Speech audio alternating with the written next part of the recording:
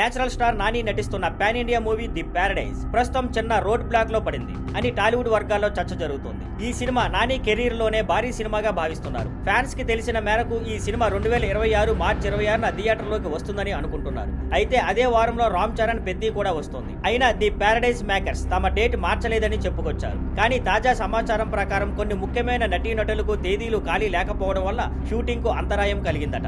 కొన్ని పార్ట్స్ ఇప్పటికే షూట్ చేయగా మిగతా ముఖ్యమైన సన్నివేశాలకు నటీనటులు అందుబాటులో లేకపోవడం వల్ల జూలై లేదా ఆగస్టులో మళ్లీ షూటింగ్ మొదలవుతుందట.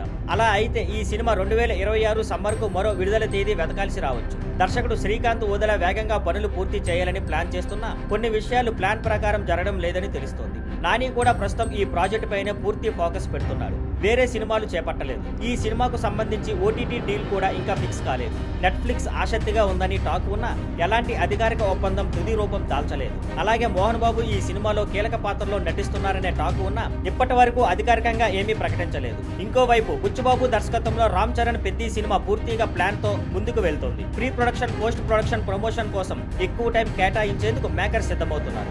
ఈ సినిమా మీద ఇప్పటికే భారీ హైప్ ఉంది. నాని నటించిన హిట్ 3 బాక్స్ ఆఫీస్ దగ్గర ఎక్కువ రోజులు నిలవలేకపోయింది. అందుకే ఫ్యాన్స్ ఇప్పుడు ది ప్యారడైజ్ మీదే భారీగా ఆశలు పెట్టుకున్నారు. ఇది నాని కెరీర్ లో బెస్ట్ మూవీ అవుతుందని టాక్ వినిపిస్తుంది. చివరగా చెప్పాలంటే రామ్ చరణ్ పెద్ది మరియు నాని ది ప్యారడైజ్ ఒకేసారి థియేటర్లో బరిలోకి దిగకుండా విడివిడిగా విడుదల తేదీలను అనౌన్స్ చేయడం అందరికీ మంచిదవుతుంది. Thank you for watching. Please like, share and subscribe.